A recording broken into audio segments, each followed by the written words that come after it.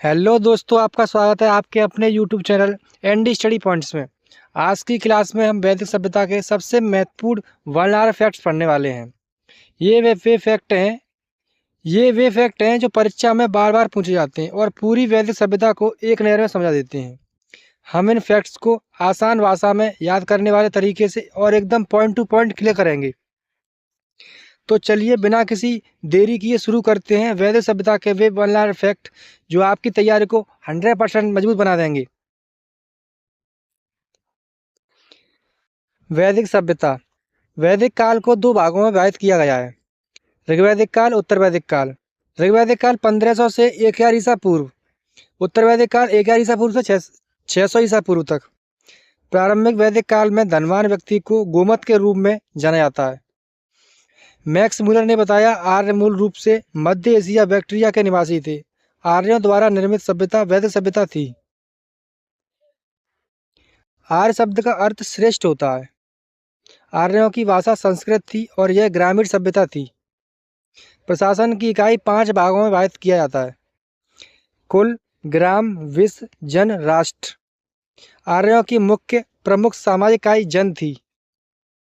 ग्राम के मुखिया को ग्रामणी कहते थे। विश्व का प्रधान विश्वपति कहलाता था तथा जन के प्रधान को राजा या जनपति कहते थे। सभा एवं समिति राजा को सलाह देने वाली संस्थाएं थीं। स्त्रियां दोनों में भाग ले सकती थीं।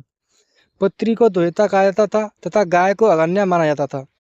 ऋग्वैदिक समाज को व्यवसाय के आधार पर 4 वर्णों में बांटा गया था: ब्राह्मण, क्षत्रिय, वैश्य, शूद्र। आर्यों का समाज पितृसत्तात्मक था। समाज की सबसे छोटी इकाई परिवार या कुल थी, जिसका मुखिया पिता होता था और उसे कुलप या गृहपति कहते थे। स्त्रियां इस काल में अपने पति के साथ यज्ञ कार्यों में भाग लेती थीं। बाल विवाह तथा पर्दा प्रथा का प्रचलन नहीं था। विधवा अपने मृत पति के छोटे भाई से विवाह कर सकती थी। जीवन भर अविवाहित रहने वाली महिलाओं को अमाजु कहा जाता था। आर्यों का प्रिय पेय पदार्थ सोमरस था। यह वनस्पति से बनाया जाता था। उपनिषदों की कुल संख्या 108 मानी जाती थी। वैदिक आर्य सप्त सिंधु नमक क्षेत्र में रहते थे, जिसका अर्थ 7 नदियों द्वारा अपवाहित क्षेत्र है। इन 7 नदियों में से एक झेलम नदी है, जिसका प्राचीन नाम वितस्ता है।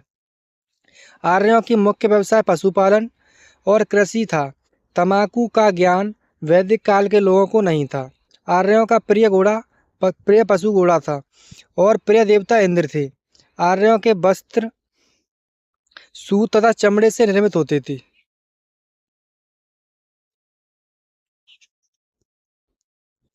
अयस्क शब्द का वैदिक काल में प्रयोग हुआ है। इस काल के लोग लोह धातु से परिचित नहीं थे।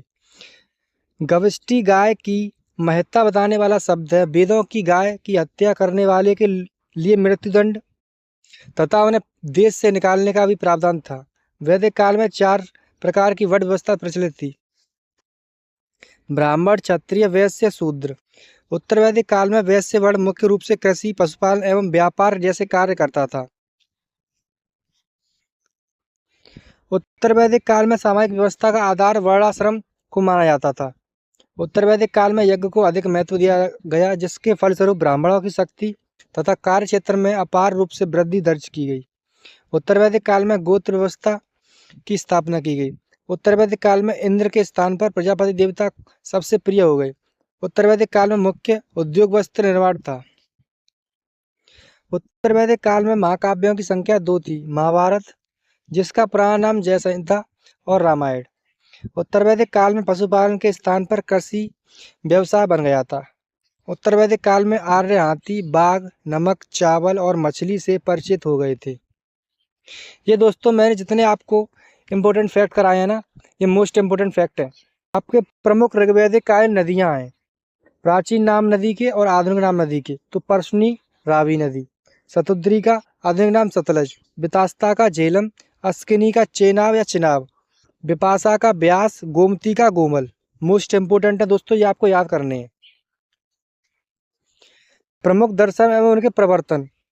प्रमुख दर्शन और प्रवर्तक: योग दर्शन पतंजलि, न्याय दर्शन गौतम, चावार दर्शन चावार्क, सांख्य दर्शन कपिल मुनि सबसे प्राचीन दर्शन है दोस्तों। पूर्व मीमांसा जैमिनी, उत्तर मीमांसा बादरायण, वैशेषिक दर्शन कणाद और उलूक। वैशेषिक दर्शन, कड़ादे अवलोक। मोस्ट इम्पोर्टेंट है दोस्तों, ये आपको याद करने और यहीं पर आपकी क्लास ख़त्म होती है और ये टॉपिक समाप्त होता है।